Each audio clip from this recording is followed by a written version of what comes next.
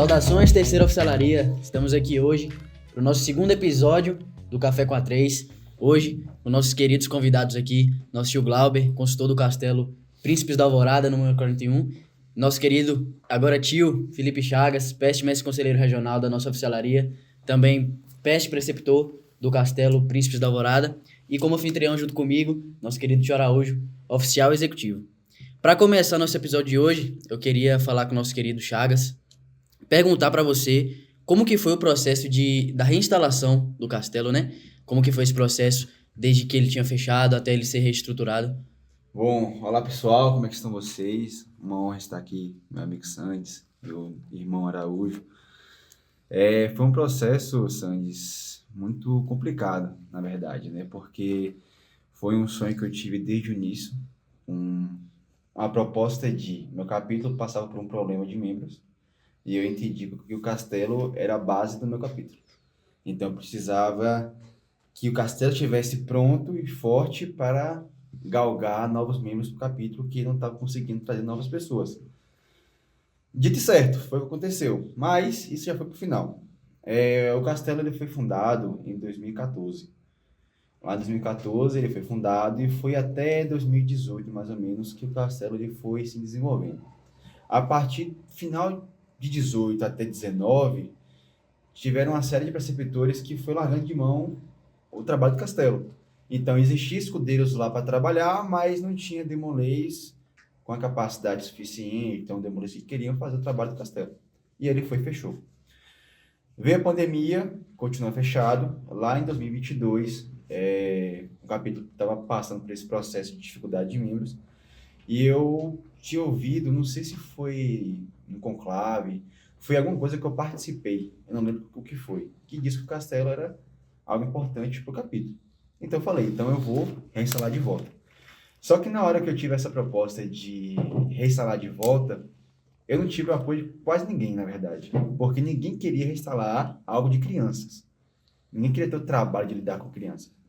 Mas ninguém entendia como é que seria o futuro do capítulo se essas crianças estivessem lá. Então eu fui muito criticado, as pessoas me entendiam errado, mas de certa forma eu acreditei no que tinha que ser. Eu acredito que o propósito do castelo hoje é muito mais além do que eu imaginava. Mas no início eu tive essa dificuldade. Então eu fui correr atrás primeiro de como é que reinstalava, que eu não fazia ideia. Depois que eu fui correr atrás disso, que foi um processo que eu tive que falar com até Jean. Jean, ele é hoje parte do G7, é o secretário adjunto. Ele foi um excelente secretário de escudeiros, maravilhoso, me ajudou muito nesse processo. Então ele me orientou certinho em relação a isso. Depois que ele me passou essa orientação de como eu vou reinstalar o castelo, eu entendi que eu preciso agora ir para os membros. Só que antes de eu ir para o membro, eu tinha que me preparar primeiro a lidar com crianças. Então eu fui correr atrás de pessoas que lidavam com crianças e pais. Porque eu tinha que entender como é que uma pessoa que não é pai de uma criança lida com a criança e como é que o pai de uma criança lida com a criança que é filho dele. São dois mundos totalmente diferentes. Depois que eu compreendi isso aqui, eu fui atrás das crianças dos maçons. Só que é um processo complicado, porque assim, o castelo ele estava inativo, não tinha nenhuma propaganda em relação a ele, então foi muito difícil fazer isso. Acontece que, de certa forma, eu tive, graças a Deus, lá na loja da Fraternidade, uma confiança que o pessoal tinha em mim. Então, eles entendiam que se eu estivesse lá fazendo aquele processo, ele ia dar certo de alguma forma. Então, eu acho que Glauber foi um dos primeiros a chegar com os seus filhos, com Heitor e Guilherme. Eu não me recordo se foi o primeiro, mas foi um dos.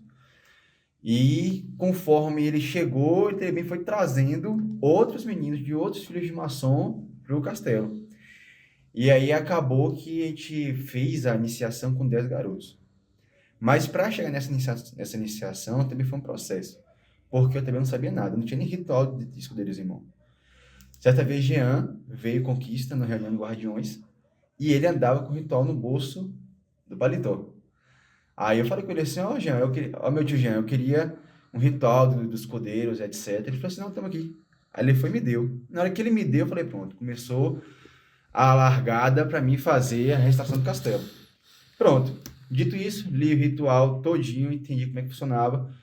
comecei a arrecadar não, a captar os membros, e depois disso fui marcar a iniciação.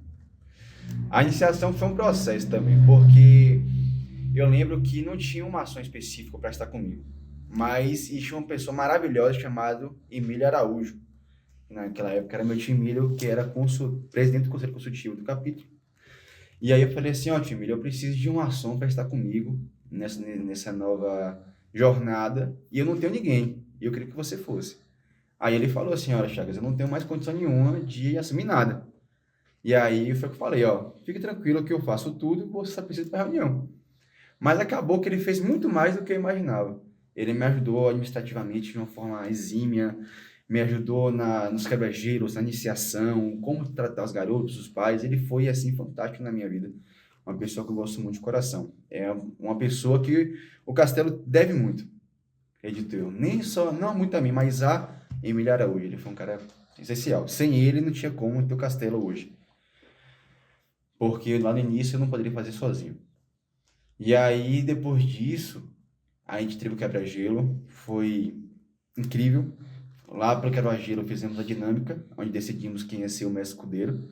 E aí foi escolhido Daniel para ser o mestre escudeiro, ele era mais velho na época, não era? Lá, se eu não me engano. E aí ele foi o primeiro mestre escudeiro, e aí teve a iniciação no dia 3/7/2022. Do 7, foi esse mês de setembro. 2022. Foi uma iniciação, assim, belíssima. Foi um momento mais marcante de minha vida. Tão marcante que eu nunca revelei uma foto na minha vida. E eu revelei as fotos daquela instalação de iniciação do castelo. Foi um momento muito único. E a partir de lá, formou-se um processo incrível dentro do capítulo. Porque hoje iniciamos, lá para poder falar melhor, mais de 5 escudeiros, né? No capítulo. Hoje, nosso castelo é um dos melhores da Bahia. Nós temos garotos que mal falavam mar em público, hoje fala de forma tranquila. Eu acho que o maior exemplo é o filho de Glauber, por mais que ele tinha uma facilidade de falar, hoje Guilherme, ele é um demolês incrível, né? Ele veio de uma base forte e está fazendo outra base forte dentro da Demolei. São garotos, assim, incríveis. A oportunidade que eu tive de estar com os pais, deles adotarem, me respeitarem, a hierarquia do castelo foi incrível. Ter essas pessoas ao meu lado foi maravilhoso. Então, o castelo, na minha concepção, é tudo de bom, né? Então, esse foi o processo de resumo da instalação do castelo. Mas teve muito mais coisas também. Eu estava passando por um processo também de mudança de vida. Então, eu tinha começado meu estágio, e era um estágio que eu precisava me dedicar muito. Eu comecei a fazer minha campanha para regional. Eu estava restaurando o castelo e ainda tinha o capítulo que eu ainda ajudava. Então, minha cabeça ficou muito atribulada, né? Fiquei bastante cansado, mas deu tudo certo no final, né? E hoje está aí. E hoje, nosso castelo é um grande exemplo, muito por conta dessa pessoa, né? Ele vai falar a parte dele também, mas eu queria já deixar registrado como é importante ter Glauber no castelo, né? Porque, assim, logo no início eu conversava muito com ele, né? Ele vinha trazer ideias, ele vinha conversar comigo sobre o futuro do castelo, mas ele sempre falava assim, olha, é você que decide e é você que dá a resposta final. Ele sempre me respeitava em relação a isso. E eu achava isso fantástico, porque eu tinha 19 anos, ele já tinha um cara mais velho, 2 filhos, né? E ele entendeu que alguma parte em mim dava certo em confiar. Então, quando ele assumiu o castelo, eu fiquei muito feliz. E hoje é a prova que o castelo é um sucesso muito por conta dele. Porque ele conseguiu administrar os preceptores, conseguiu administrar os pais, as crianças. Então, eu sou muito grato a meu irmão, Glauber, que é uma pessoa fantástica, né? Puxa o saco mesmo, gosta demais, porque ele tem meu respeito. Ele tem o pessoal que mora no meu coração, não mora no aluguel. Então, nessa instalação, foi isso. Aí, o futuro disso aí, eu passo a resposta para Glauber, porque eu fiquei somente 4 ou 5 meses. Eu fui preceptor, consegui terminar todo o trabalho do castelo da CNS, essas coisas, só que eu ganhei para regional. Então eu tive que assumir a região e passar o cargo para outra pessoa. E foi que Glauber entrou e começa o processo a partir dele agora. Mas antes de falar do castelo, se apresentando, falando um pouco, Como é que foi, antes de chegar no Castelo, como é que foi seu encontro com a Honra Demolei, Glauber? Que a gente sabe que você fez um trabalho anterior a todos nós que chegamos. Hoje a gente está tendo a oportunidade de contribuir, fazer um bom trabalho, porque antes da gente veio pessoas. Eu sou um dos exemplos, eu sou um dos últimos construtores pós-pandemia, e o trabalho anterior, que eu tenho um exemplo, foi você, Cleison, nosso irmão Ari Osvaldo. Vocês passaram muita experiência, muita carga positiva. Fala um pouco dessa época, desse encontro seu com a Demolei. Meus queridos irmãos, muito boa tarde. Boa tarde, Sandy. Boa tarde, meu querido irmão Araújo. Meu nome é Glauber. Araújo, minha vida maçônica, ela iniciou lá em 94, né? Onde eu ingressei no capítulo tarantiense como Demolei. Iniciei na maçonaria aqui em Vitória da Conquista, né, em 2017, agosto de 2017, e fui convidado, através do meu irmão Ari Osvaldo, a ser consultor. E aí, juntamente com o Cleison, nosso irmão Cleison, a gente assumiu o capítulo, né? Onde o capítulo estava passando por alguns momentos que é normal, quando a gente lida com adolescentes. A gente sabe que tem toda uma dificuldade, né, de lidar com adolescentes, e a gente tem que ter o traquejo, né, o conhecimento. Enfrentamos dificuldades, né, não convém citar nomes aqui, né, até porque pode expor alguma pessoa. Então, a gente enfrentou problemas com o mestre conselheiro, onde a gente teve que, de certa forma, substituí-lo ao longo da gestão. Tivemos problemas com garotos na rua, né, onde uma atitude de um Demolei chegou ao ponto de tomar uma mídia estadual, né, que isso teve conhecimento a nível estadual. E a gente foi, juntamente com essa base sólida e fundamental do nosso irmão Ari Osvaldo, que é uma pessoa que eu tenho um carinho e um respeito muito grande, Cleison, que é uma pessoa assim ímpar, né? E aí a gente uniu essa experiência de vida, né? Essa experiência administrativa e gerencial do irmão Ari Osvaldo, Cleison dando o seu pitaco, eu ali orientando, e a gente juntou essa tríade e conseguimos dar eu acredito que um bom direcionamento ao capítulo conquistense, né? Bom, muito bom. Então, assim, tinha meninos muito bons lá na época, né? Tinha alguns meninos que não queriam nada, a gente sabe disso, que tem em tudo quanto é lugar. Teve até uma história que hoje meu irmão Chagas sabe, e eu conto, eu acho que críticas, elas têm que ser embasadas e têm que ser construtivas. Críticas destrutivas e críticas negativas, a gente fica pra gente. Quando eu assumi o capítulo, junto com o irmão Ari Osvaldo e Cleison, eu olhava para Chagas e falava: que menino rebelde. Esse menino quer nada. Ele chegava no capítulo, né, sem a roupa apropriada, e chegava: não, tio, eu vou vestir aqui. E eu olhava para ele, eu falava com o Ari Osvaldo: que menino danado. Esse menino não vai ter futuro na vida. Mas graças a Deus eu mordi a língua, vamos dizer assim, um ditado popular, mordi a língua, onde Chagas mostrou para que veio, e olha o sucesso que Chagas teve, né? Essa visão e essa insistência que ele teve em reabrir o castelo foi fundamental para chegar ao que chegou hoje. E ele demonstrou, né, no seu percurso lá da vida Demolei, que às vezes a gente erra. E nós, consultores, nós, presidente do conselho, nós, maçons, a gente erra. Por quê? Porque nós somos humanos. Às vezes a gente olha para uma pessoa e fala: pô, essa pessoa vai ter futuro. E ao longo do processo a gente vê que não. E também a gente fala: olha, essa pessoa aqui é assim assado, e a pessoa não surpreende. E tivemos muito na Demolei assim. Sim, com Muitos certeza. meninos que falavam assim: esse cara vai ser sucesso. Não durava 6 meses. Eu acho que a base disso tudo, Chagas, ele está na orientação.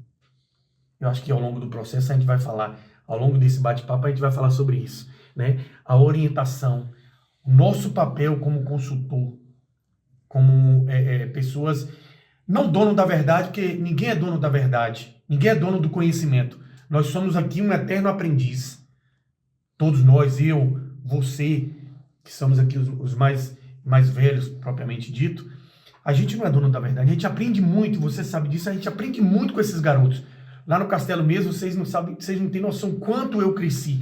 Às vezes a gente chega no castelo com uma opinião formada, e aí quando a gente joga para os garotos, eles nos veem assim com uma ideia brilhante, uma ideia assim renovadora, e a gente fala, opa, o que a gente achou que era, não é.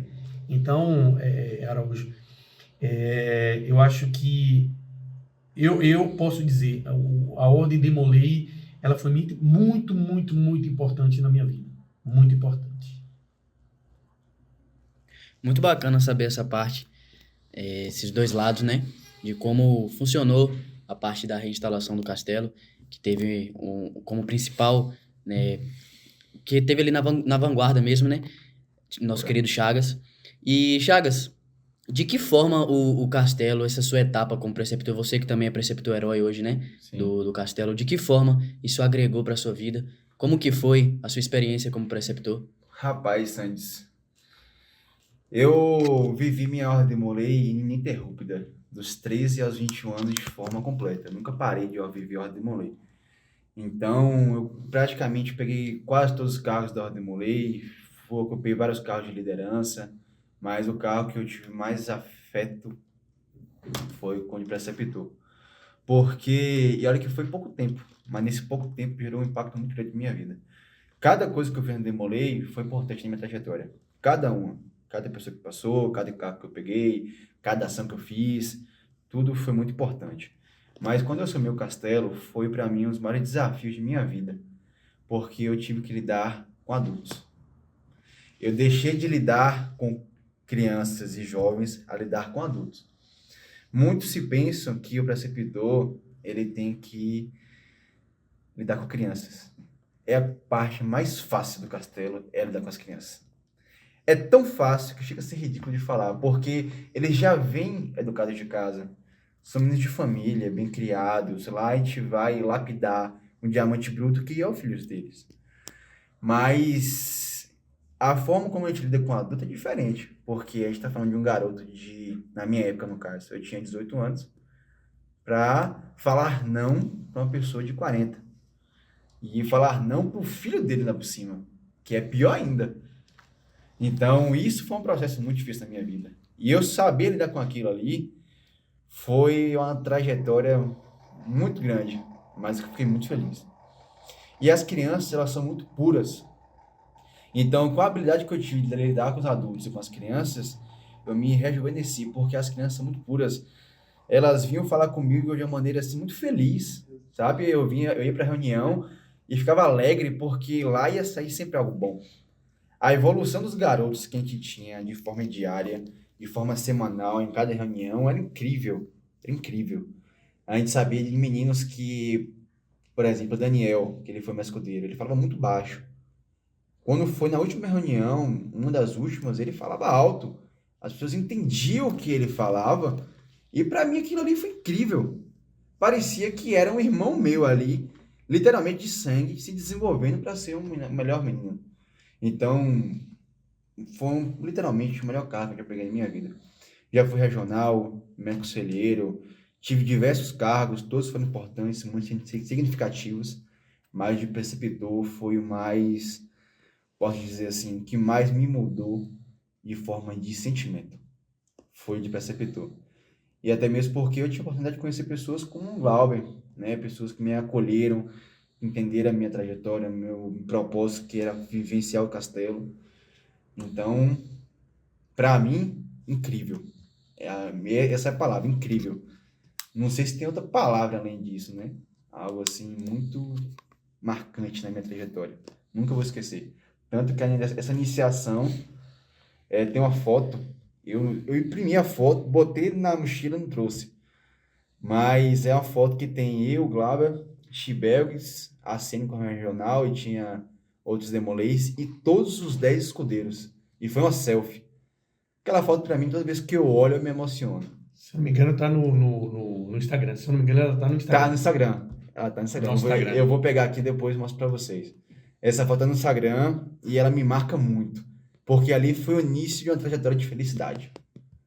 Então é muito incrível. As pessoas hoje que tiveram a oportunidade de estar no castelo, de vivenciar alguma coisa lá, com certeza não vão ser as mesmas depois que aproveitarem esse caminho com ele, né? Muito bacana ver esse seu amor pelo castelo. Agora eu estendo a mesma pergunta para tio Glauber. Como foi essa sua experiência como consultor ao longo desse tempo? O que isso teve a agregar na sua vida, né? Porque a gente sabe que você teve um papel fundamental no castelo, especialmente aí ao longo da última gestão, que o castelo conquistou diversos prêmios de referência estadual. Então, isso tudo teve uma grande participação sua. Então, como isso agregou diretamente na sua vida? Sandes, o castelo hoje, eu já falei diversas vezes sobre a minha introdução no castelo, que foi assim uma coisa de paraquedas. Foi a queda de paraquedas.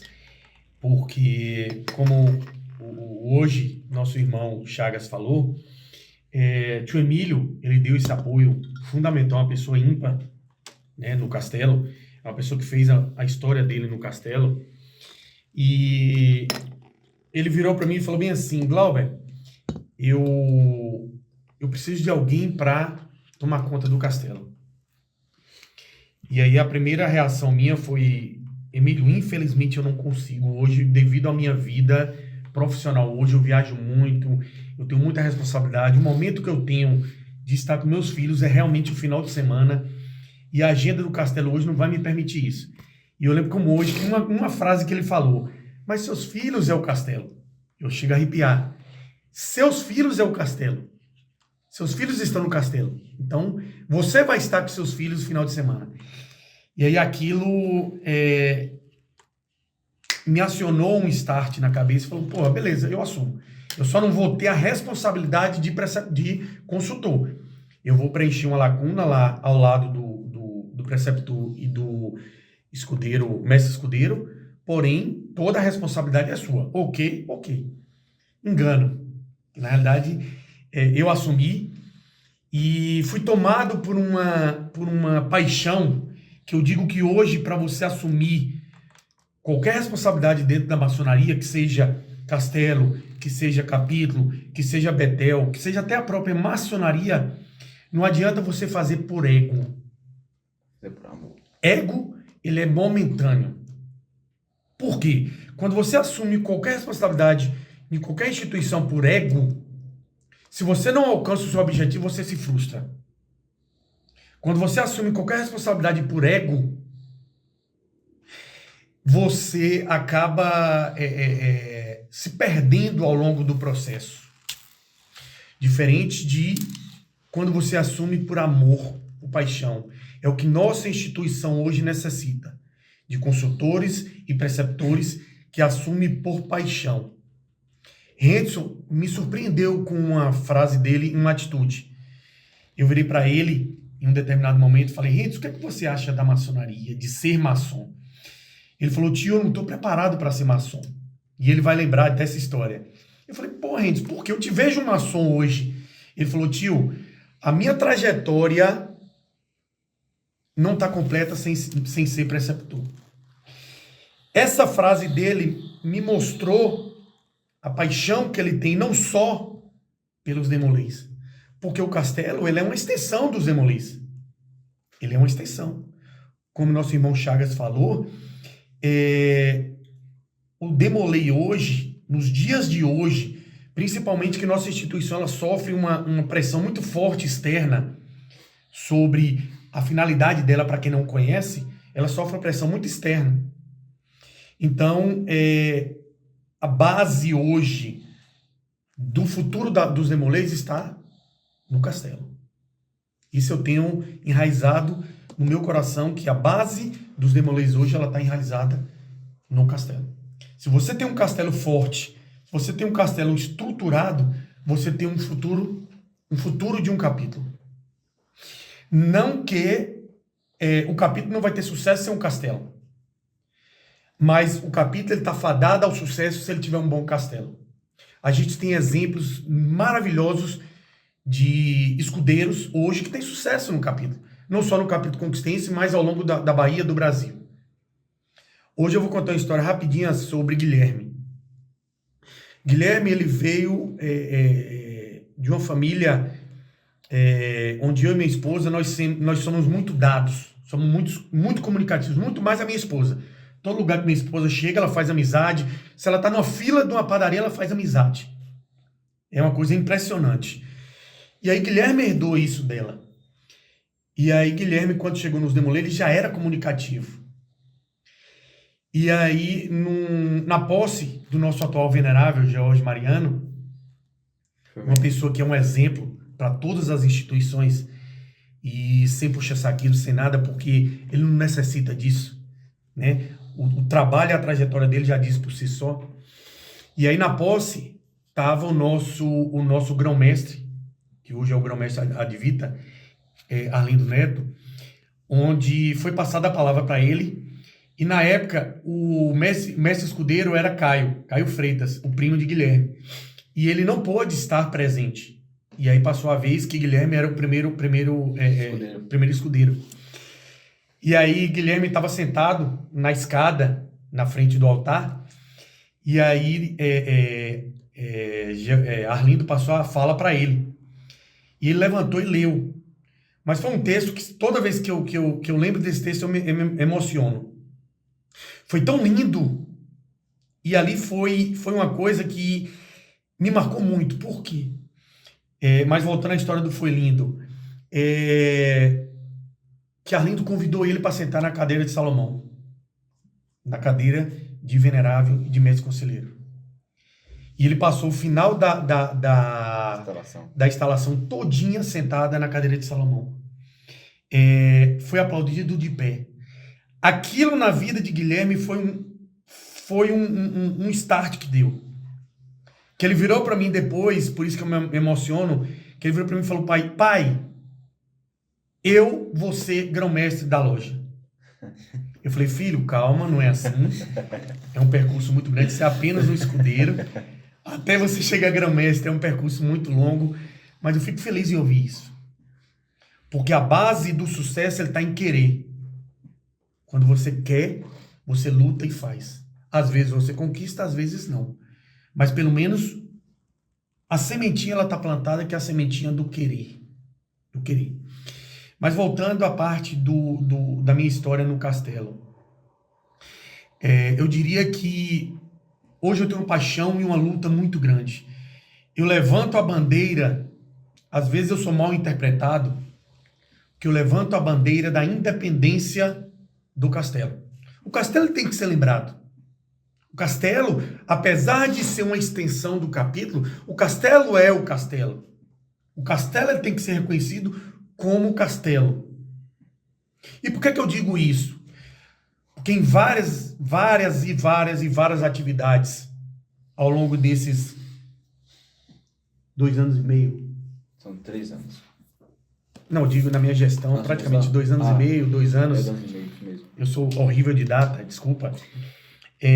Eu sempre me incomodei quando o capítulo faz qualquer atividade, tipo Dia dos Pais, Dia das Mães, e não coloca na sua propaganda o castelo. Se o castelo é convidado a participar, o castelo tem que ser enaltecido naquele momento. A Ordem Demolei e o castelo faz o Dia dos Pais. Eu sempre falei com Thomas, falei com Marina, falei com todos os consultores, todos os presidentes do conselho, que o castelo tem que ser reconhecido como castelo. Ele tem que ser uma instituição reconhecida, andar com suas próprias pernas. Apesar de, falo, é uma extensão do capítulo. Ele é uma instituição independente do capítulo. Porém, ele tem que ser reconhecida e ter autonomia. Porque se você não dá autonomia para uma criança, ela nunca vai ser um líder. Se nós temos esse lema de criar líderes, de formar líderes, a gente tem que dar autonomia. Claro que a gente não vai dar autonomia para uma criança, uma autonomia que a gente dá para um adulto. A gente tem que dar uma autonomia vigiada, mas tem que dar autonomia. Então, o castelo, ele tem que ser uma instituição reconhecida em todas as atividades que vem a ser. Essa é a minha bandeira. E eu passei a amar o castelo pelas infinidades, os infinidades exemplos que eu vivi lá. Os infinidades exemplos. Não só com meu filho, essa que eu contei agora, mas o crescimento repentino que a gente vê dessas crianças. Eu, quando iniciei no capítulo Itarantiense, lá em 94, eu já contei até essa história na iniciação do meu filho no capítulo, eu era um menino chucro. Não sei se vocês sabem o que é isso. Um menino tímido, um menino que... Eu nunca assumi um cargo no capítulo, diferente do meu irmão Chagas. Eu nunca assumi um cargo. Eu iniciei em 94, final de 95 para 96 eu vim para o capítulo Conquistense, frequentando ali na Lauro de Freitas. E eu sempre fui um menino que vivia nos bastidores. O que eu quero dizer vivia nos bastidores? Eu nunca tive vontade, eu não vou botar a culpa no meu pai. Porque meu pai foi criado assim e teve a criação dele. Mas meu pai nunca foi uma pessoa pública, que a gente é espelho dos nossos pais.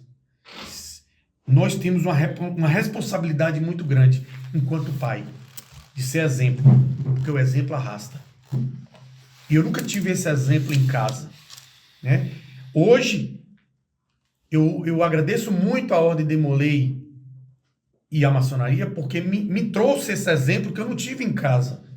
Meus pais sempre foram aquelas pessoas que trabalharam nos bastidores. Trabalharam muito.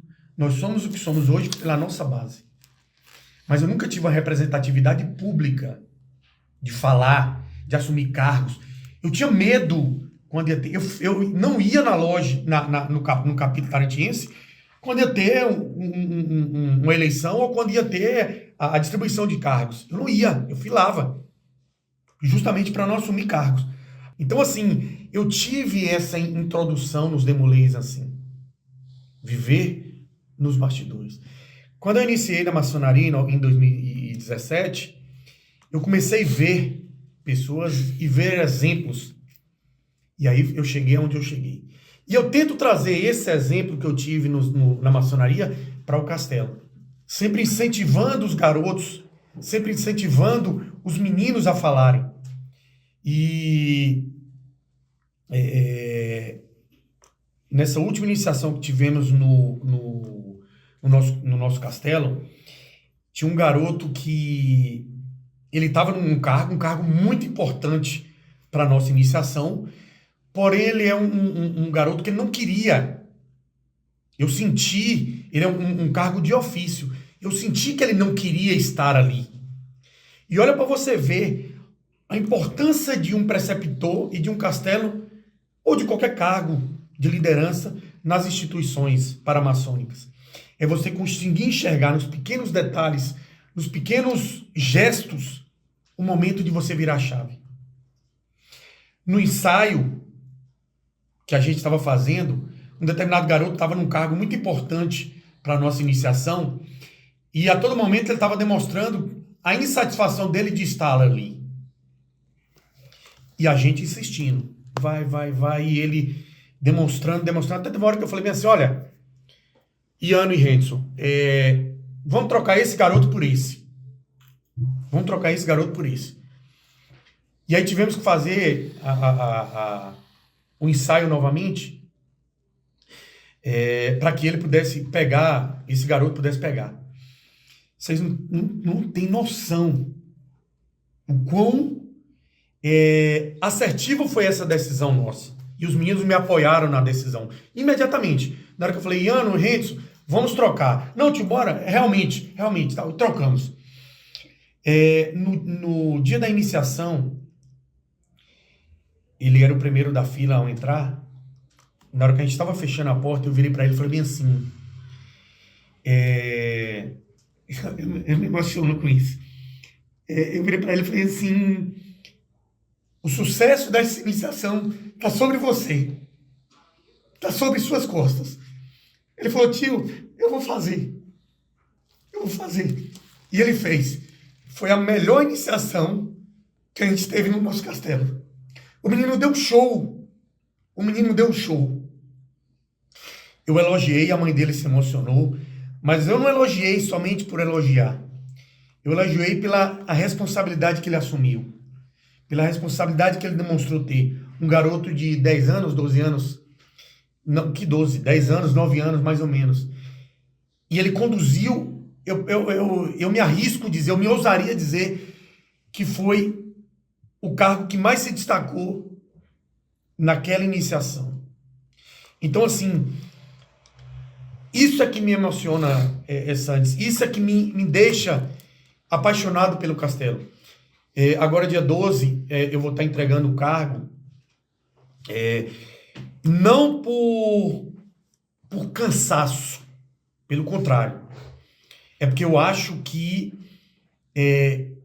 o castelo ele necessita de oxigenação. Chega um momento que a gente precisa trocar para que possa oxigenar. Não que lá na frente eu não volte, não que lá na frente eu não possa, até porque eu vou continuar ajudando, mas é porque há necessidade de troca, há necessidade de oxigenação. Mas eu resumiria a minha história no castelo hoje como paixão. Hoje eu tenho paixão pelo castelo. Eu faço hoje, o que eu faço por paixão. Não por ego, não por vaidade, porque eu acho que todo reconhecimento que você tem, esse reconhecimento é fruto de um trabalho. Fruto de um trabalho. E falei nesse instante que quando você assume qualquer cargo por vaidade, você busca reconhecimento. Quando você não assume por vaidade, você faz por amor. O reconhecimento, ele é fato.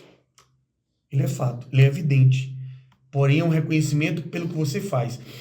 E eu cheguei em uma reunião dos Demolês, onde estava eu pressenti na reunião dos Demolês uma turbulência, e eu cheguei na reunião e falei bem assim, gente, a gente precisa assumir responsabilidades e por amor e não por ego. Se você assume mestre conselheiro, você sabe da sua responsabilidade. Você sabe o fardo que você vai carregar. Então, para você assumir, para dizer que você é mestre conselheiro, para dizer, para você ter esse mérito, essa honraria, eu acho que não. Porque quando você assume qualquer cargo por ego, você não é reconhecido lá na frente. Mas se você faz um bom trabalho, uma história dentro de qualquer coisa que você venha se predispor a assumir, esse reconhecimento ele perdura por muito tempo, até mesmo na sua falta, você é reconhecido. Então, Santos, hoje, espero ter respondido a sua pergunta, hoje o castelo para mim é sinônimo de amor, de paixão. Por isso que eu lutei, luto e sempre vou lutar pelo reconhecimento do castelo como uma instituição que vai ser o alicerce do nosso futuro, até mesmo do futuro da maçonaria, não só o futuro dos Demolês, o futuro da maçonaria. Escreva o que eu estou falando hoje. O futuro da maçonaria, antes, quando não tinha o castelo, eram os Demolês. Hoje, ele se estendeu um pouquinho mais. Hoje, o futuro da maçonaria, ele está nos Demolês e também no castelo. É verdade. Muito interessante saber essa visão, porque muitas vezes muita gente enxerga os cargos tanto de liderança juvenil quanto liderança adulta como algo muito mecânico. Então, saber essa parte do sentimento por trás que faz as coisas girarem, né, é muito, muito interessante. Tio Chagas, você falou aí sobre a sua experiência como preceptor. Só que sua jornada Demolei não se definiu apenas a isso. Você também foi regional, foi mestre conselheiro. Então, eu queria saber um pouquinho como foi sua experiência nesses dois cargos, porque muita gente tem visões muito distintas sobre isso. Eu mesmo, enquanto mestre conselheiro, enquanto atual mestre conselheiro regional, eu tenho uma visão que muito provavelmente vai ser diferente da sua. Então, eu sempre gosto de saber, né? Não para comparar, mas para ver também como é a experiência de outras pessoas. Bacana, velho. Na verdade, na minha trajetória de Demolei, eu sempre entendia até que ponto eu tinha que ir em certos trabalhos. Então, assim, eu iniciei com 13 anos. como é que é o meu contexto demorei para chegar a ser MC e ser regional? Eu, aos 5 anos de idade, perdi meu pai. Então, eu convivi com minha mãe, minha avó, minha tia, minhas 2 tias e minha mãe. Isso mesmo, né? Foram 4 mulheres na minha vida. E aí, a maçonaria, quando eu iniciei com 13 anos, ela me ajudou muito nessa representatividade masculina. Então, eu tive a condição de conviver com jovens que tinham a minha idade e tinham as suas representatividades em casa, e maçons que também me davam essa representatividade. Não encontrei só lá isso, né? Minha família também é muito acolhedora, tem meu padrinho, meus tios que me acolheram bastante, primos também, que me ajudaram nesse processo. Mas lá foi um processo muito importante. Então, quando eu iniciei com 13 anos, eu vivi uma magia muito grande na Ordem Demolei. Lá eu percebi que eu tinha que estar lá. Eu senti isso dentro de mim, na minha iniciação. Falei, poxa, depois da minha iniciação, eu falei, aqui eu tenho que estar e aqui eu vou crescer. Tanto que eu sempre falo que quando eu subi as escadarias da loja para poder iniciar no Demolei, eu falei que eu queria ficar lá. Independentemente de qualquer coisa, eu queria estar lá. Sendo Demolei ou não, eu queria estar lá. E hoje eu sou Demolei de lá e maçom de lá também. Eu iniciei há 3 semanas atrás, tem quase um mês praticamente, na Fraternidade Conquistense, que é a loja que patrocina o capítulo, do qual foi iniciado. E para mim foi uma honra muito grande. Mas voltando aqui ao assunto, eu tive uma bagagem muito grande de aprendizado, porque eu tive demolês muito experientes na minha trajetória até eu chegar ao cargo de mestre conselheiro. Vamos por partes, MC depois regional. Para eu chegar a mestre conselheiro, eu recusei algumas propostas anteriormente, porque eu dizia que eu não estava preparado, porque eu era novo e eu não sabia todos os cargos ainda. Eu queria pegar todos os cargos para poder ser MC, porque eu entendia que para eu ser um líder da galera, eu preciso entender como é que é a galera. Eu preciso entender o que é que aquele cara passa naquele cargo para eu poder orientar da melhor forma. Então, na gestão de Glauber, como consultor, surgiu o cargo de segundo conselheiro para mim. Eu não quis, eu recusei, porque eu disse que eu não estava pronto ainda, tinha algumas coisas que eu queria fazer. Depois disso, veio a pandemia, e aí em 2021.1 eu fui eleito para mestre conselheiro do capítulo. Foi uma gestão online, foi de pandemia, mas eu acredito que eu fiz um trabalho de excelência porque o capítulo ele se manteve o padrão que ele tinha que se manter. Enquanto muitos sofriam, o nosso não sofria tanto. A gente teve diversas filantropias, a gente teve reuniões com mais de 3 horas de duração pelas pautas de conversa, a gente teve atividades em conjunto, atividades regionais, tudo isso em pandemia. Então, foi algo muito incrível na minha vida. Então, a minha experiência como mestre conselheiro foi diferente da sua, porque a sua já foi presencial, mas a minha também foi muito significativa. Foi importante, porque eu entendi que naquele momento precisava de mim. Então, eu me senti importante porque precisava de mim. Depois disso, em 2020, final de 2021 para 2022, me surgiu um interesse de ser regional, mas não era algo que eu queria ser regional, muito interesse. Primeiro eu queria fundar o castelo. Só que eu percebi que para ser regional era um processo, né? Eu tinha que primeiro viajar anteriormente para depois ser candidato. Foi o que eu fiz. Eu fiquei um ano inteiro viajando a região toda, conhecendo o pessoal, trabalhando por eles, para depois me candidatar a ser o nome de liderança da região. E foi isso que aconteceu. Fiz diversas atividades no meu capítulo, no Conquistense, outros capítulos também na região. Viajei muito com o antigo regional da época, que era Sênio. Viajei muito com ele. Eu parecia um chiclete nele, na verdade, né? Onde ele ia, se ele pisasse fora da região, eu estava lá do lado dele. E acabou que eu consegui conquistar, né? Essa vitória. Foi uma eleição atípica. Foram 3 candidatos para a região. Eu acho que na região nunca teve dessa forma. E eu consegui obter essa vitória e fui MC por um ano. E foi uma experiência muito incrível na minha vida. Muito difícil também, por N motivos, que depois eu posso contar depois nos bastidores. Mas muito gratificante.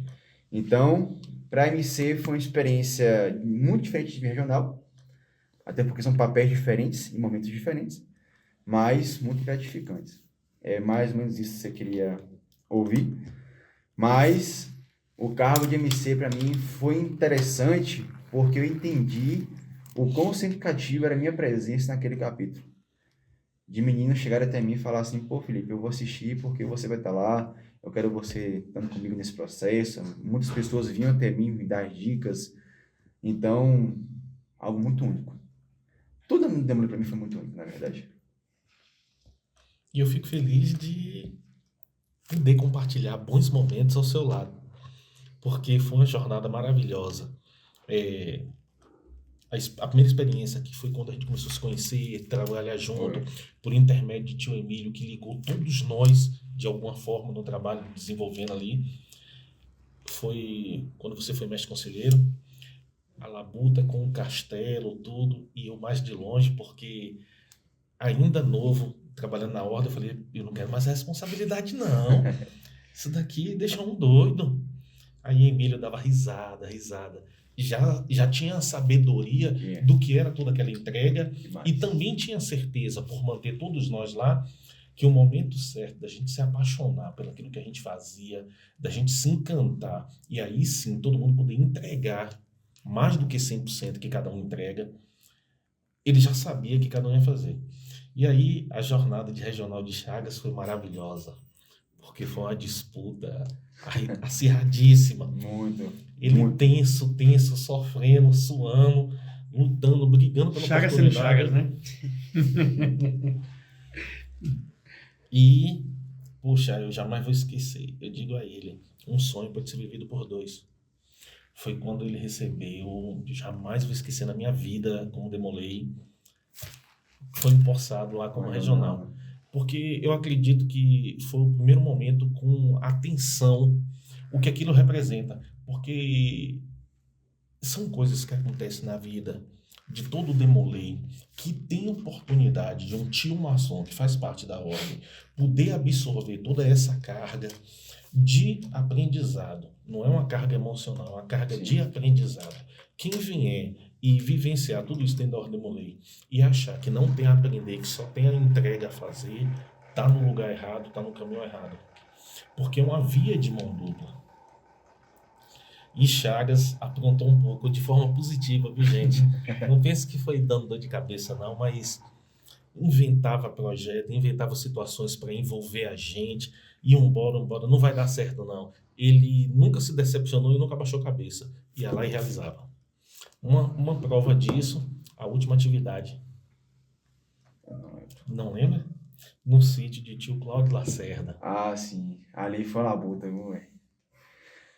Eu achei que eu fiz o impossível ali. Ali a gente fez o Herode, que é o encontro regional da Demolei da terceira, em uma semana. A gente fez uma semana, a gente vendeu 40 inscrições, 30 e poucas inscrições, conseguimos um sítio, conseguimos patrocínio e conseguimos alimentação, tudo. Transporte, tudo praticamente em uma semana e meia. Ali pra mim foi uma labuta muito grande. Obviamente, muitas pessoas envolvidas. Meu irmão Araújo, principalmente um deles, ele e Matheus, que também é Demolei, Mateusão, ele foi um cara assim crucial nesse processo, me ajudou muito mesmo, mas ele foi algo impossível. Por sinal, eu fui muito criticado na minha gestão em relação a isso, porque não ia ter esse encontro regional. Muitas pessoas vieram falar até mim, dizendo que como é que a sua gestão não tem esse encontro regional e etc. Mas eu falei, vai chegar na hora certa, né? Engraçado, chegou e foi algo que todo mundo amou, queria que tivesse outro, tivesse mais tempo, mas muito sofrido, na verdade, né?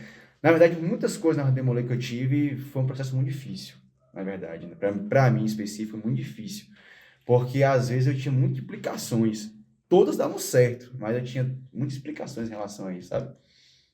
E mais trajetórias incríveis. E realmente foi um feito muito grande para mim fazer aquilo ali. Com sua ajuda também, né? A gente não pode deixar de ressaltar isso. Todo mundo colabora um pouco, todo mundo colabora um pouco. Não, mas você também tem um passo maior que todo mundo.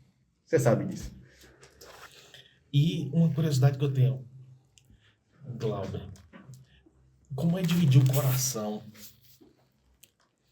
numa relação com a Ordem Demolei? Cada consultor, se a gente for olhar, tem um perfil diferente, tem uma entrega diferente. Eu sou o único da última leva do grupo, depois de Cleison, que não tem filhos ainda. E como é que é essa relação? Porque você, quando estava à frente como consultor, a experiência de lidar com todo mundo, tudo, sendo pai, tendo os filhos, mas ainda não pertencendo à ordem. E a vivência, a alegria dobrada, trabalhando com o Guilherme, com o Heitor, com todos os outros que acabam se tornando filhos. Porque quando a gente fala da Ordem dos Escudeiros, a gente fala da Ordem Demolei, todo mundo tem uma visão muito capitular. Sim. Tudo acontece dentro de uma sala, entre quatro paredes.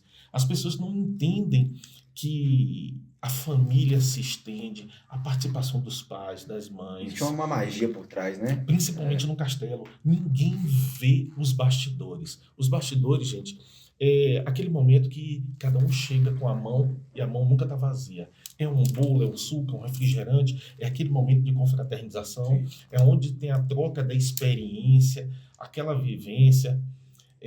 Guilherme, não só se apaixonando pela estrutura como foi apresentada pelo tio Arlindo, mas ele também se destacando, ganhando uma premiação, feliz que eu estava participando naquele dia. Então, como é que é esse coração aguentar e ainda ter espaço para tanto amor dentro do castelo? Meu irmão Araújo, eu diria que é difícil. É difícil porque eu sou uma pessoa muito sistemática. Sou uma pessoa muito crítica, principalmente comigo mesmo. Para mim, eu busco sempre a perfeição. Enquanto eu não encontro algo perfeito, eu não estou satisfeito. Isso às vezes me machuca e me destrói muito. E assim, hoje, como você falou, você era consultor sem ter filhos introduzidos.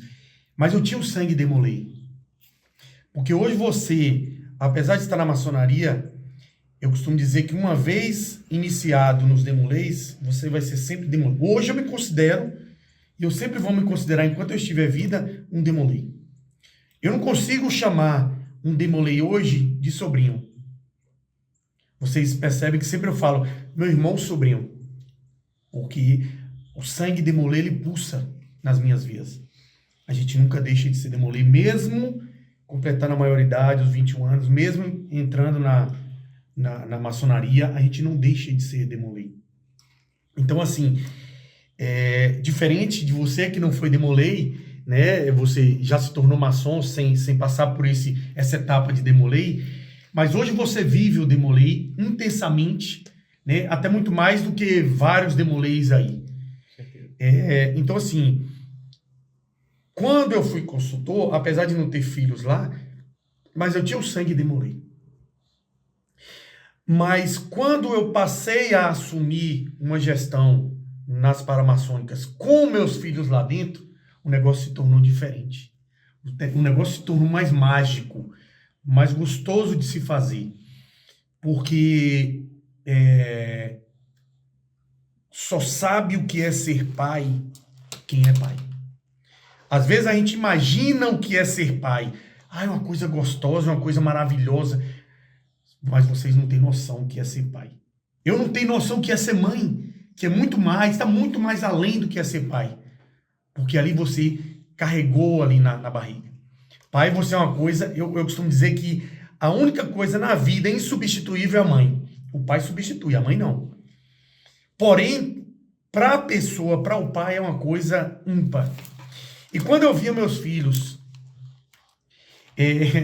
uma coisa interessante, meus irmãos, que acontecia nas reuniões de escudeiros, uma coisa interessante. Toda reunião de escudeiro, na hora que passava a palavra, Guilherme olhava para mim. Guilherme olhava para mim, eu já sabia aquele olhar o que era. Olha para você ver que coisa mágica. Eu sabia o que era aquele olhar. Quando a gente fazia o nosso bate-papo, Guilherme olhava para mim. O que ele queria? Ele queria me ouvir para aprender a falar. E às vezes eu não tinha nada para falar na reunião. O tema era um tema que eu não tinha nada para contribuir, mas eu inventava. Para quê? Para que ele me visse falando para ele. E toda vez que ele olhava para mim, que eu falava, ele falava. Ele pedia a palavra. Toda vez. Eu já podia esperar nas reuniões. Abria a palavra, ele olhava para mim. Eu falava, ele pedia. Eu falava, teve um momento que eu falei assim, deixa eu ver se é verdade. Abriu a palavra, eu não falei. Ele não falou. E assim, às vezes nós, pais, erramos, não por querer, mas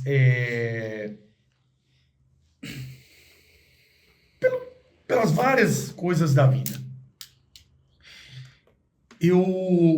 Heitor, ele é o meu filho mais novo, e às vezes eu focava muito em Guilherme. E aí, Heitor, ele é um garoto muito independente em tudo que faz. Se ele vai almoçar em casa, ele quer almoçar sozinho. A mãe ia dar comida, ele não. Isso desde novinho, desde 4, 5 anos, a mãe ia dar comida para ele. Não, mãe, eu quero almoçar só. Ele vai para casa dos colegas, as mães ligam para minha esposa para elogiar. Porque os filhos dela ainda comem com a colher na boca. Ela botando a colher na boca. Meu menino já pega o prato, já bota o prato dele, já serve. Reuniões, eu chego para ele, vai ter algum evento, eu falo, Heitor, vamos preparar a sua fala. Não, pai, eu já sei o que eu vou falar. E ele levanta com o jeitinho dele, aquele jeitinho meigo, aquele jeitinho, aquela linguinha pregadinha dele, aquela forma de falar. Ele fala do jeito dele. Diferente de Guilherme. Guilherme me tinha como um porto seguro. Que isso foi me destruindo cada vez mais e me enraizando no castelo. Né? E Heitor não. Heitor já teve aquele jeito, tem aquele jeito independente dele, ele fala. A mãe chega, filho, bora preparar seu discurso. Não, mãe, lá na hora eu falo, eu levanto, eu falo. Então, assim, se você me perguntar hoje qual a minha ligação hoje, é isso, Araújo, é essa paixão de ver a evolução dos meus filhos nos escudeiros, né? Porque é uma coisa ímpar, é uma coisa impressionante. A gente vê o garoto iniciando, aquele garoto que chega, senta, chega a baixar a cabeça assim, ó, na hora que vai passar a palavra, ele abaixa a cabeça. E passa 2 reuniões, 3 reuniões, a gente tem que estar segurando. Hoje eu acho engraçado. A gente vai para qualquer evento da maçonaria, quando abre a palavra. Teve um Dia das Mães agora, recentemente, que todos os escudeiros que estavam na reunião falou. Todos. Teve uma hora que Ano pediu os meninos para segurar. Calma, tem mais gente e tal. Todos levantaram e falaram. Na simplicidade dele, do jeito deles, mas falaram. Então, existe combustível melhor do que isso? Não. Acabou também que Glauber virou exemplo 2 vezes, né? Exemplo de pai e exemplo também como consultor, seu filho como escudeiro. Sim. Eu acho que a magia é muito grande no castelo que acontece, né? Eu acho interessante para mim, específico, falar de minha vivência, porque eu conheci esses garotos todos retraídos, poucos falavam. O mais desenvolto ali era Guilherme, assim, né? De todos, dos 10. Eu trabalhei com 10, na verdade, né? Então, dos 10 primeiros ali que começaram no castelo, conheço todos, mas eram muito retraídos, diferentes, eram meninos. Hoje, são mestres escudeiros, demolês, pessoas influentes entre os meninos. Então, isso para mim, assistir isso e saber que existem pessoas que estão botando o castelo lá em cima, que é onde ele deve ficar, para mim é muito gratificante. Eu acho que é uma das maiores vitórias que eu tive na minha vida, sabe, Glauber? De ter a oportunidade de iniciar um projeto tão grande igual esse. E graças a Deus tem pessoas igual você, igual a Iano, Regis está começando agora também no castelo, que amam essa proposta. Engraçado porque, assim, Iano era para ser preceptor há muito tempo. Ele era para ser preceptor desde 2023. Só que ele não foi com entidade. Aí foi Tarcísio, depois de Tarcísio foi Igor, depois de Igor foi Iano. Aí Iano ficou por 1 ano e meio, foi. 1 ano e meio. Foi um processo muito longo, mas muito satisfatório, né? Deixa eu só falar uma coisa interessante. Não sei se vocês vão me perguntar, mas me perdoe o atropelo e a ânsia. Eu vou confessar para vocês, eu nunca confessei, mas eu tenho no meu íntimo uma coisa. O ego, ele tem que existir. Eu vou ser contraditório no que eu falo. Ele tem que existir em uma gestão. Também acho. Porém, de forma controlada. A ambição, o ego, ele tem que existir de forma controlada. Ele não pode ser superior. O que é que eu quero dizer com isso? Esse meu cuidado. Certa feita, Iano virou para mim e falou: tio, e eu me arrependo disso. Eu me arrependo. Iano me ligou e falou: tio, alguém ligou para ele lá do EGCE, né, que fala, se a gente fizer a iniciação tal dia, a gente vai pontuar em alguma coisa.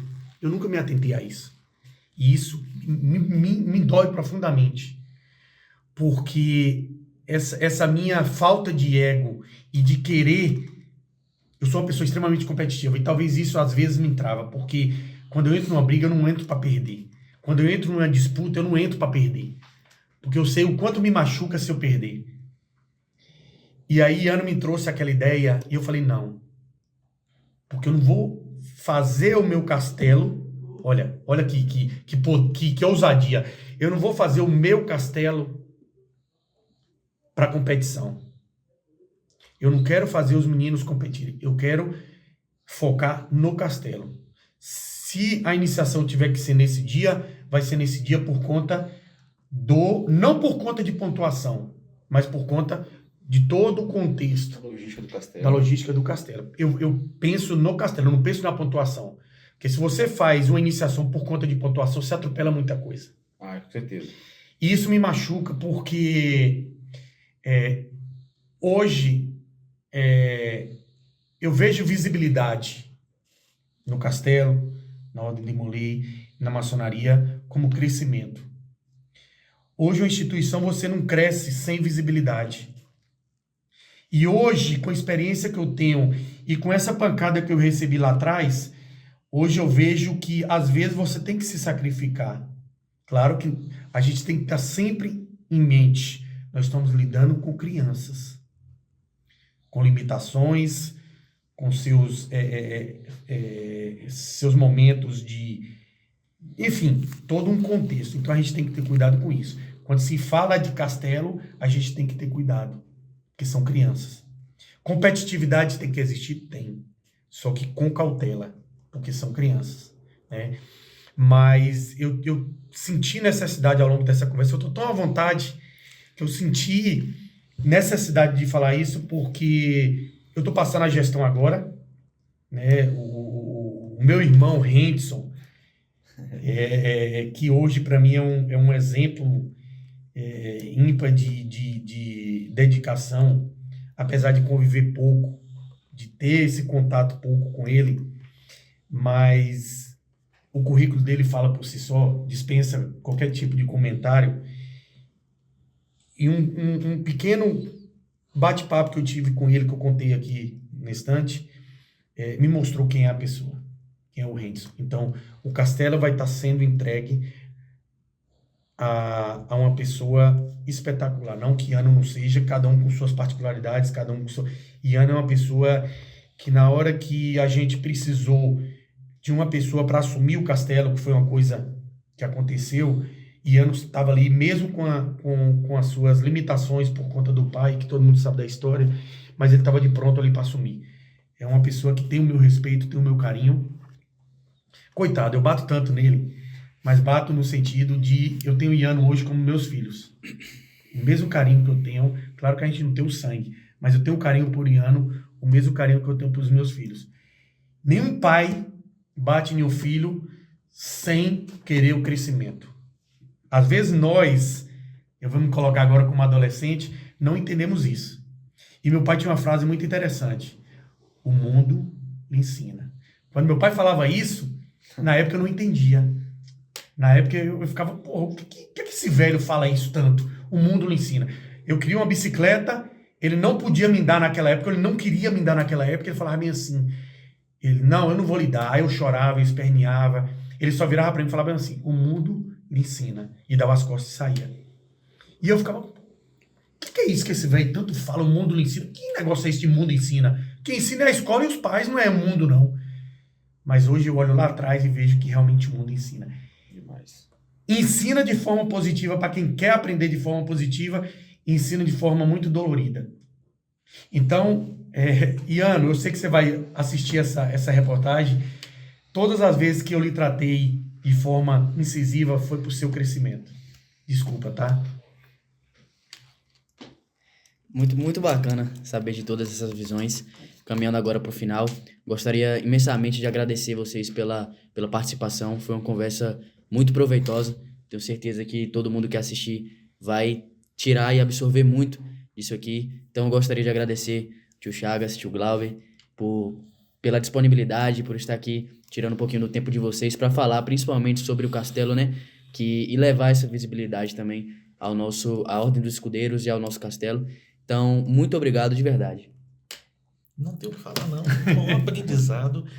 A gente teve com vocês hoje aqui e que mais pessoas possam ser alcançadas por esse vídeo aí, porque é um verdadeiro aprendizado, principalmente as famílias futuras que virão fazer parte da família Príncipes da Alvorada aí. Obrigado, gente. Ok, eu fico muito feliz com a oportunidade de estar aqui nesse momento, né? Porque acredito que é algo extremamente novo. A Demolei, vamos dizer assim, baiana por si só, né? Não vou dizer nacional, mas baiana é algo novo, da região, que vai ficar eternizado para sempre. Esses momentos que nós estamos juntos, essas histórias que estamos contando vão ficar eternizadas. Isso é muito importante. E eu acho que essa paixão que foi muito dita hoje nessa mesa de podcast, entre mim e Glauber sobre o castelo, que possa impactar novas pessoas, que eles entendam que o castelo é algo assim maravilhoso. Eu acho algo totalmente incrível você ver o seu filho evoluir de alguma forma que você não esperava. Muitos pais não se... Eu acho que é difícil acreditar até hoje como o filho deles é o que é, porque o castelo pode ajudar de alguma forma. Então, muito obrigado a vocês dois com esse projeto incrível, essa gestão maravilhosa que vocês estão fazendo, pela oportunidade também de ver em mim uma pessoa que pode agregar algo ainda para a região e também de estar hoje ladeando meu irmão Glauber, com uma pessoa que eu tenho muito carinho, um apreço muito grande, que me ajudou muito e seguir com vários projetos que eu sou muito feliz. Gratidão. Para finalizar, meus irmãos, eu gostaria de primeiramente agradecer Sandes e Araújo pelo convite. Falar do Castelo é muito, muito gratificante para mim, que é minha paixão. Eu gostaria de finalizar as minhas palavras enaltecendo, Araújo, o seu trabalho. Enaltecendo o seu trabalho, que tudo que acontece hoje, a evolução dos Demoleis hoje, se deve muito ao trabalho que você está fazendo na terceira oficialaria. Hoje é notório o amor que você demonstra.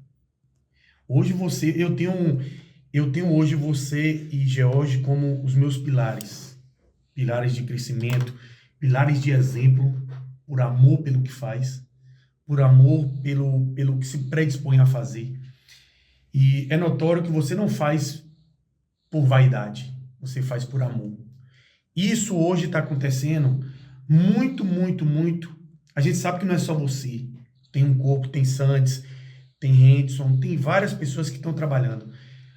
Mas tem o seu dedo, tem o seu toque, tem a sua força, tem o seu empenho, tem o seu carinho. E assim, a nossa loja, ela tem muito a agradecer. Eu tenho certeza, eu vou tomar até ousadia. Eu peço desculpas, George, por isso. Mas eu vou agradecer, em nome do nosso venerável George, pelo trabalho que você está fazendo na terceira oficialaria. É um trabalho realmente de exemplo. É um trabalho de se copiar. De se copiar. Porque na vida hoje nada se cria, tudo se copia. E eu tenho certeza que você está sendo um exemplo para toda a Ordem Demolei Baiana, quem sabe brasileira. Então, parabéns, meu irmão. Muito obrigado mesmo, de coração, pelo convite. Tanto que na hora que você me convidou, eu não pensei duas vezes. Você sabe que na hora que eu vi sua mensagem, imediatamente, que dia e que horas. Porque eu estou aqui do seu lado como irmão, de seu lado como seu admirador e de seu lado como uma pessoa que lhe respeita como pessoa, como maçom e como admirador. Porque o seu trabalho ele é genuíno, tá? E não é puxa-saquismo, porque não tem necessidade. Não tem necessidade nenhuma de puxar É um saco. fato, né, Glauber? É reconhecimento fato, pelo é. seu trabalho. Isso Continue fazendo isso, meu irmão. Continue. Você está sendo muito benéfico para a Ordem Demolei. Tá mesmo. Bora frente, tem mais, tem mais. Mas eu queria só ressaltar uma coisa pro final. Eu tive a oportunidade, logo no início, de trabalhar com o Araújo. Sempre foi com o Alexandre, foi com Alexandre, o Alexandre. Mas foi com o Emílio, que ele trabalhou mais em capítulos ali. Eu tive como acompanhar ele do início até hoje. E eu falo que ele é realmente um Demolei, sabe? Porque a primeira coisa que ele teve com virtude foi de aprendizado. Ele queria ouvir as pessoas. Então ele aprendeu a ouvir, aprendeu a executar. Tudo na Demolei, sabe? Então ele é um cara realmente muito exemplo. As suas palavras. Eu tô falando isso porque você trouxe algo muito importante para essa mesa, né? E eu tenho que falar isso também porque eu acompanhei a trajetória de Araújo até hoje, onde ele está, de um consultor a um PCC de priorado, a um oficial executivo, e todos com trabalhos marcantes. Na minha gestão foi importante, na gestão depois de mim foi muito importante, para o priorado mais importante ainda, e para a salaria mais importante ainda. Então, onde você passa, deixa uma marca positiva. Então, sabe que o seu trabalho é muito importante, que você é realmente um Demolei. A diferença entre eu e você de Demolei é só um papel e um sistema, né? Um registro de sistema. Mas somos Demoleis iguais, somos irmãos, né? Algo que vocês sempre ressaltavam comigo. Nós somos irmãos e eu fico muito feliz de poder fazer parte desse projeto aqui com você. Tudo bem, Santos? Conte conosco sempre. Estamos sempre de pé e a ordem a vocês no que precisarem. Então é isso. Perfeito. Muito obrigado. Agradeço Valeu, a todos pessoal. que assistiram Até a aqui. Até a próxima.